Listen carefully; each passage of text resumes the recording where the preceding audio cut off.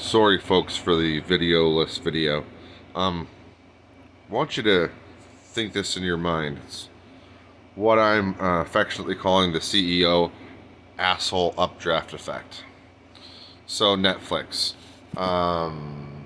Currently, Netflix has about 209 million users.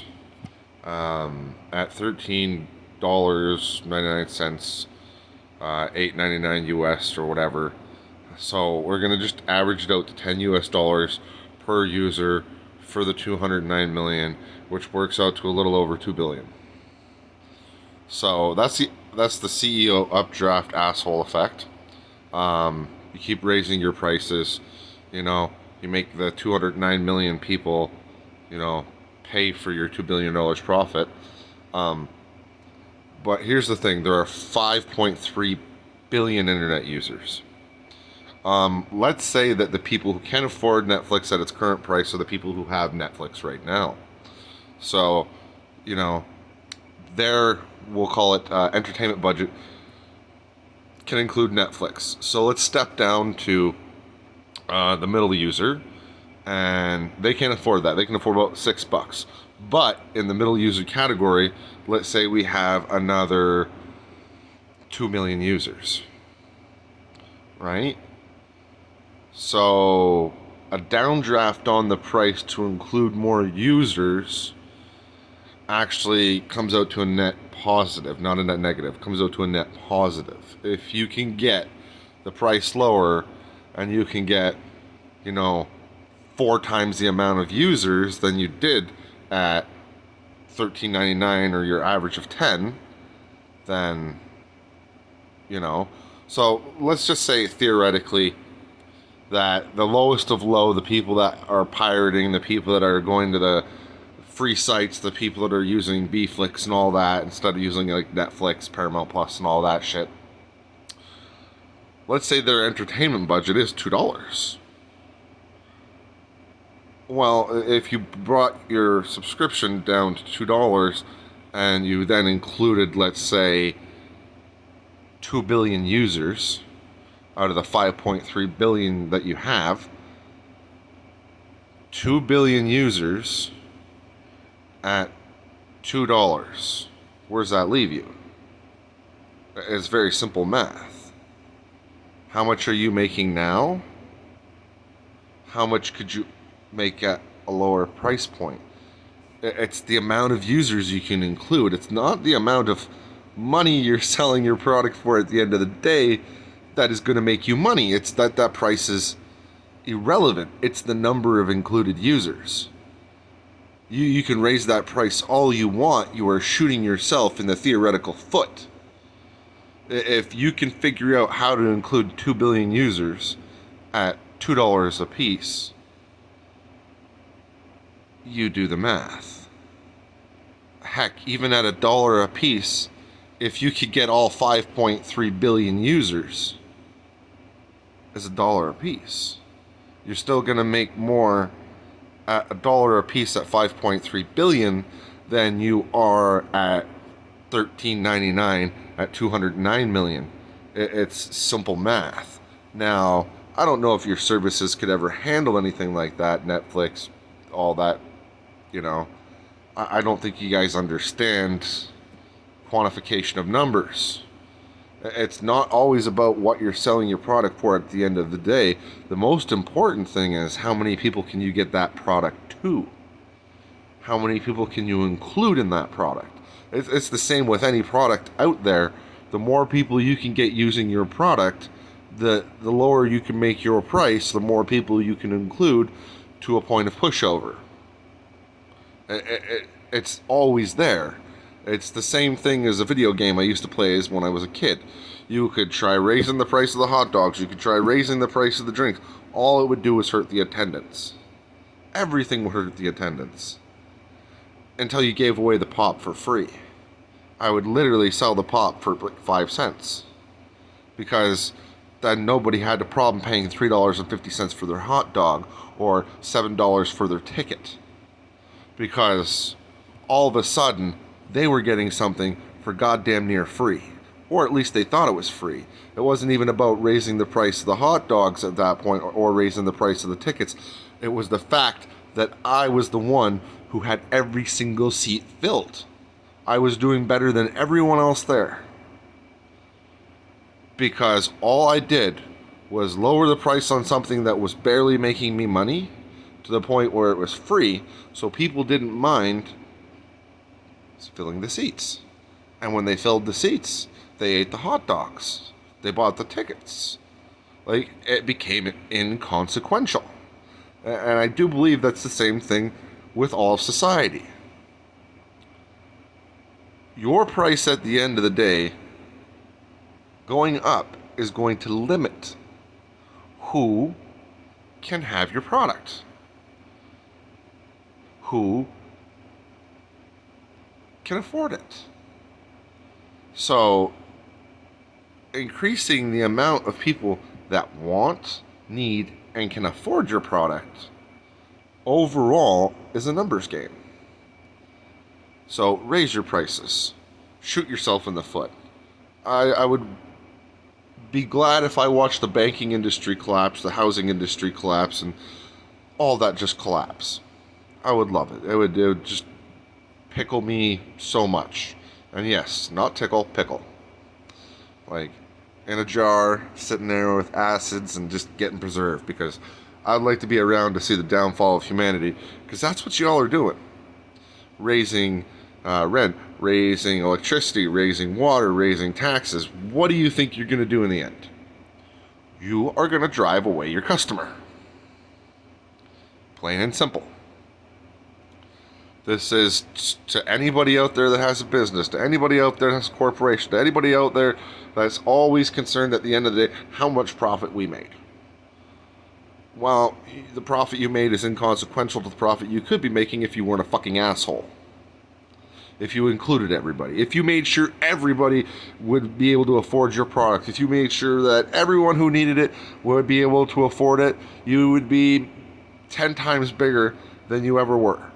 You'd be buying new buildings, you'd be expanding, you'd be, everything would be at a very high flow instead of high price, small trickle. I just don't understand society. I learned this from a game when I was fucking 6 years old, sitting in a computer lab in 1989, 90? I don't remember the exact year, but it's not about raising the prices. It never has been. It's about how many customers can you include at a lower price to beat out how many customers you had at the higher price. Because you're going to run out of customers at the higher price. It's inevitable.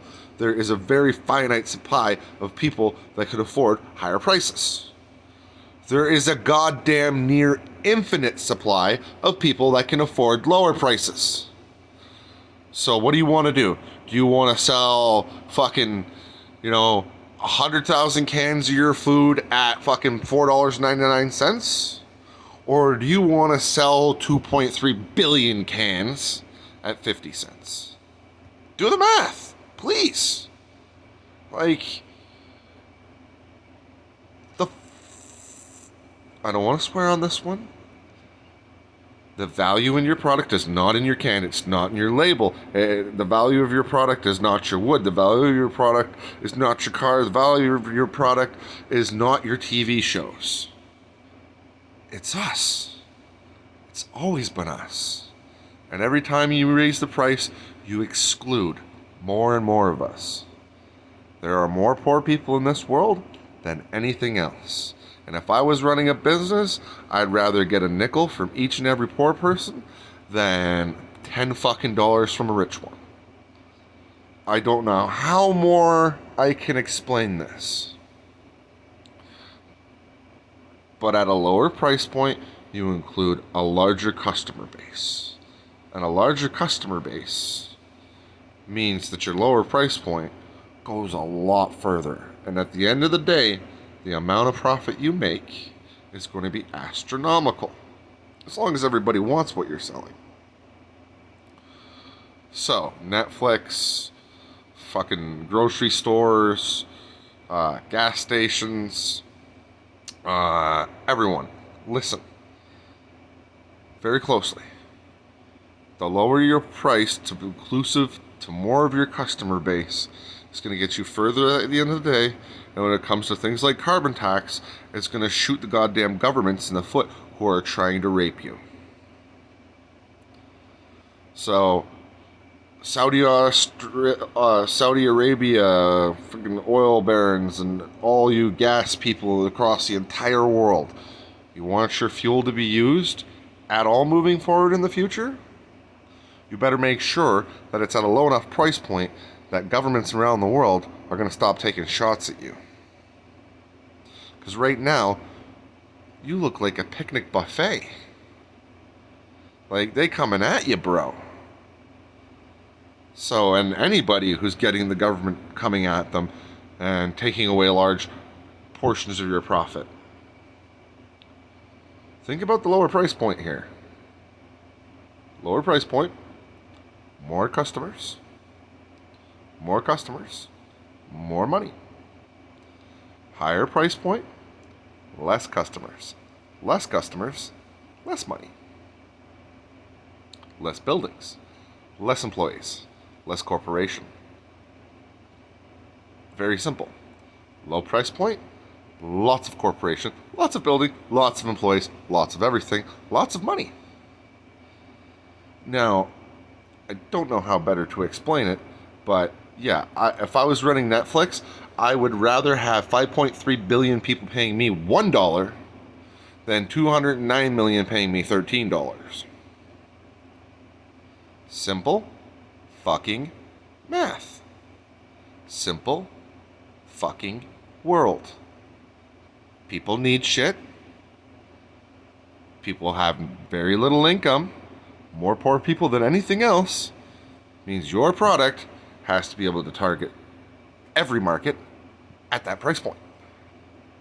You can't have a high price point and then expect every poor person to come up with the money and buy it. That's fucking illogical. So, how many people are on this planet? How many people could potentially be your customers? And what price point would you need to make that happen? And at the end of the day, you do the fucking math. You do the math. You figure it out. How much money could you make at a low price point if you include everybody?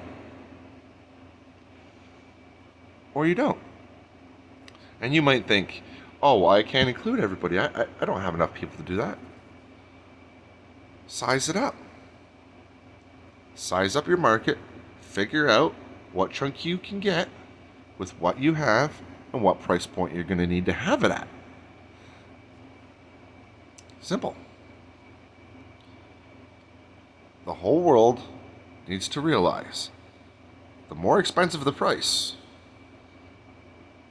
the less people can afford it, the slower things move around, the more stagnant the world gets. You know why there's no cure to cancer? That's all your fault. Your prices are too high, you slow down the world, research costs go nuts, all costs go nuts, everything slows down because we don't have enough money to make it go round and round and round. So why aren't we solving the world's issues? Because you all a bunch of greedy bitches that don't know how money works. And when you get money, don't hold on to it. You can't bring it with you to the next world. It doesn't make you cool. It doesn't make you awesome. It doesn't do anything. It just sits there. Use it. Do stuff with it. Hell, if you're a rich millionaire, build something cool. Build something functional. Build something awesome. Why? Because you fucking can.